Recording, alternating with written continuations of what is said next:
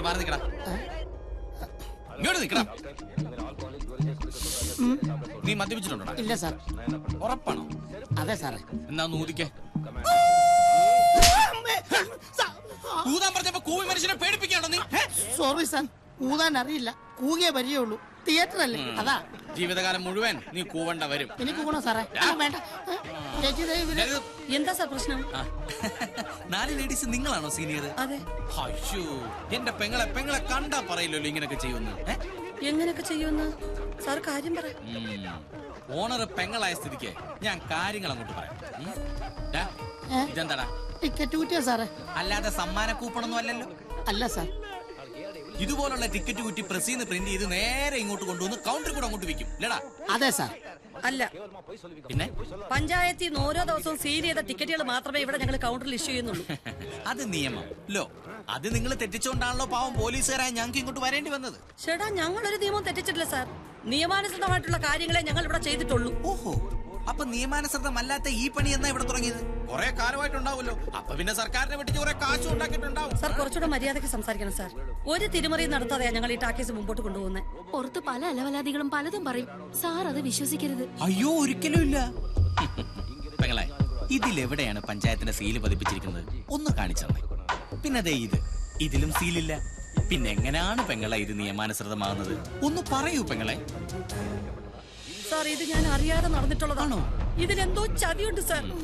സീലില്ലാത്ത ഒരു ടിക്കറ്റും ഇതുവരെ ഞങ്ങൾ കൊടുത്തിട്ടില്ല. ഇതാരോ മനഃപൂർവ്വം. നാക്കുകൊണ്ടുള്ള അഭ്യാസം ഒന്നും ഇനി വേണ്ട. അതും SI അമ്മിണിരാജിന്റെ അടുത്ത് പഞ്ചായത്തിൽ നിന്നുള്ള പരാതി കിട്ടിയിട്ട് തന്നെയാണ് ഞങ്ങൾ ഇവിടെ വന്നിരിക്കുന്നത്. ഇവിടെ വന്നപ്പോ കൗണ്ടറിൽ നീ തെണ്ടിയുടെ നീ തൊണ്ടിയും കിട്ടി. അപ്പൊ നിയമാനുസൃതമായി എനിക്ക് എന്റെ ഡ്യൂട്ടി ചെയ്യണ്ട പെങ്ങളെ? അയ്യോ സാർ, നോക്കി നിൽക്കാതെ പോയി ഷോ ഓഫ് ചെയ്യണം. ചേച്ചി സാർ പ്ലീസ്, ഷോ നിർത്തരുത്. നിയമപരമായിട്ടുള്ള എന്ത് നടപടിക്കും ഞങ്ങൾ സഹകരിക്കാം സാർ. പറഞ്ഞത് കേട്ടില്ലേ? പോയി പ്രൊജക്ടർ ഓഫ് ചെയ്യടാ. അല്ല സാറേ, അത് ഞാൻ ഓഫ് ചെയ്തത്. അയ്യോ സാർ, ദയവ് ചെയ്ത് ഞങ്ങൾക്ക് നാണക്കേടുണ്ടാക്കല്ലേ സാർ, പ്ലീസ് സാർ. അയ്യോ, ഒരു പെണ്ണായതുകൊണ്ടാണ് ഞാൻ ഇത്രയും നേരം മര്യാദയ്ക്ക് സംസാരിച്ചത്. എന്റെ തനി സ്വരൂപം പുറത്തെടുപ്പിക്കരുത്. ദേഷ്യം ഞാൻ ഒരു പുലിയാണ്, ചീറ്റപ്പുലി. സാർ, ഷോ കഴിഞ്ഞ് ഞങ്ങൾ സ്റ്റേഷനിലേക്ക് എത്തിക്കോളാം. അയ്യോ വേണ്ട, സമയം പോലെ ഞാൻ ഇങ്ങോട്ട് വന്നോളാം. കൂടുതൽ പ്രസംഗിക്കാതെ പോയി ജീപ്പിക്കാൻ മകളെ, എനിക്ക് ഇവിടെ പണിയുള്ളതാ. എന്നെ പൊന്നു സാറെ, ദൈവത്തെ ഓർത്ത് വിമലെ ഇപ്പൊ കൊണ്ടുവരുത്. ആരോ കരുതി കൂട്ടി ചെയ്തതാ. അതൊക്കെ ഓരോ കള്ളത്തരങ്ങൾ ചെയ്ത് കൂട്ടുമ്പോ ആലോചിക്കണം. പിടിച്ചു കയറ്റാം. ഞാനിപ്പോ എന്താ ചെയ്യണ്ടേ? ഈ അമ്മിണിരാജിന്റെ അടുത്താണ് കളി. ഈശ്വര, ഞാൻ എന്താ ഈ കാണുന്നത്? മനോഹരമായ ഈ കാഴ്ച കാണാൻ മുതലാളി എവിടെയാണാവോ? ചേച്ചി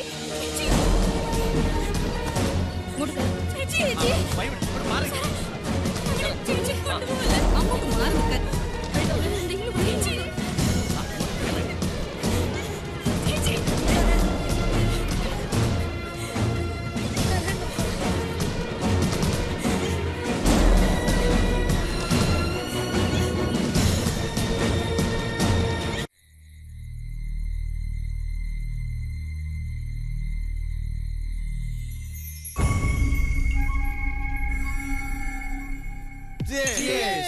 ഇന്നൊരാഘോഷത്തിന് ദിവസം. അങ്ങനെ എന്റെ മുതലാളിയുടെ അന്ത്യാഭിലാഷം, ചിരകാലാഭിലാഷം മഹാരാജ ടാക്കീസ് പൂട്ടിച്ചു. അത് മാത്രം നാട്ടുകാരുടെ മുമ്പിൽ വെച്ച് ആ വിമലെ പോലീസുകാർ ജീപ്പിൽ കയറ്റി കൊണ്ടുപോയി ചെയ്തില്ലേ? ഇനി എനിക്ക് സമാധാനമായിട്ട് ഒരെണ്ണടിക്കണം. പക്ഷേ അതിന്റെ എല്ലാ ക്രെഡിറ്റും ബഷീർ.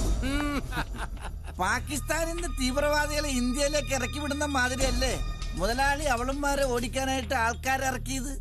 എന്നിട്ട് വല്ലതും നടന്നോ? ഇല്ല. പക്ഷെ ബഷീർ സാറ് ഒറ്റ ദിവസം കൊണ്ടല്ലേ പണി പറ്റിച്ചത്. തന്നെ ഞാനിവിടെ നിർത്തി ഒരു MLA ആക്കി തെക്കോട്ട് വിടുന്നുണ്ട്. മുതലാളി പറഞ്ഞതാ. തെക്കോട്ട് എടുക്കൂന്ന് പറഞ്ഞാ തെക്കോട്ട് എടുത്തിരിക്കും.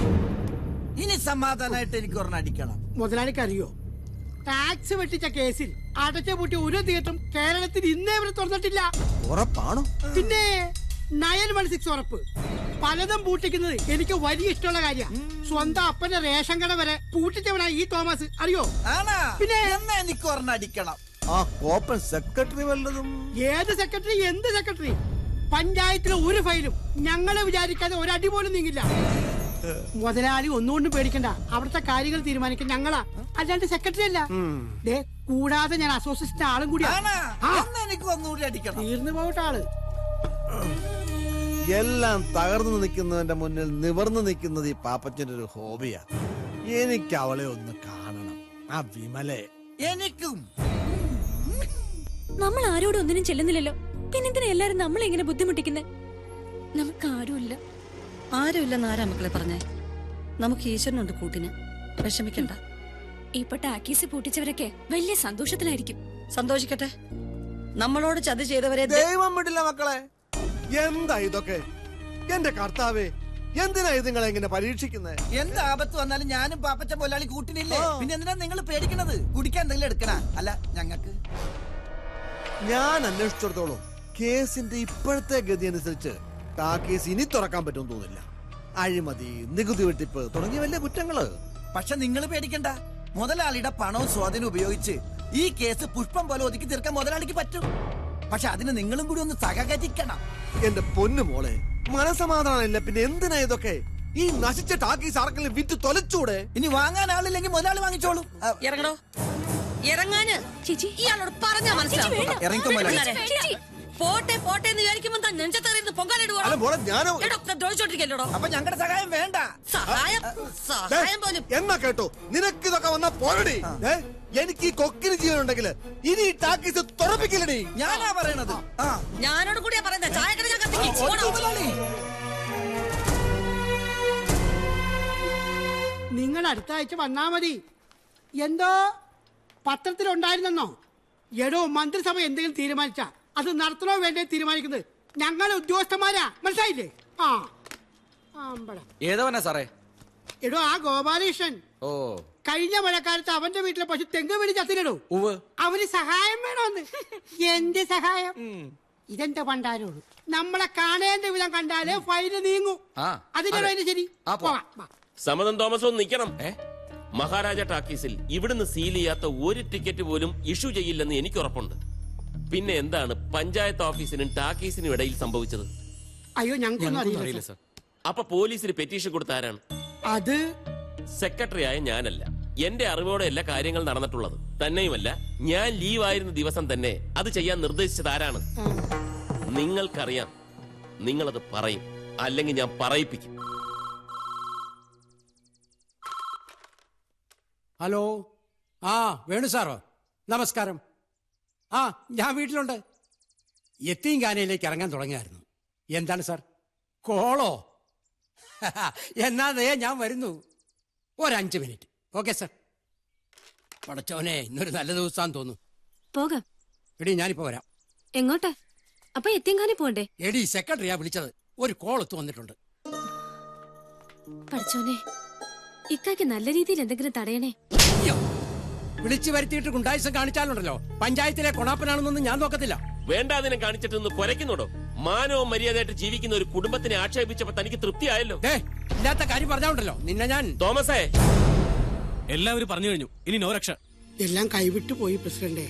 ഇപ്പൊ മനസ്സിലായോ ആ കുടുംബത്തിന് ചോദിക്കാനും പറയാനും ആളുണ്ടെന്ന്? എന്റെ പൊന്നു സാറേ, എന്നോട് പൊരുത്തപ്പെടണം. ഞാൻ ക്ഷമ ചോദിക്കുന്നു. പുറത്താരും ഇതറിയരുത്. ഇനി ഒട്ടും വൈകിക്കണ്ട. കടിച്ച പാമ്പ് തന്നെ വിഷം ഇറക്കണം. വണ്ടി ഇറോ.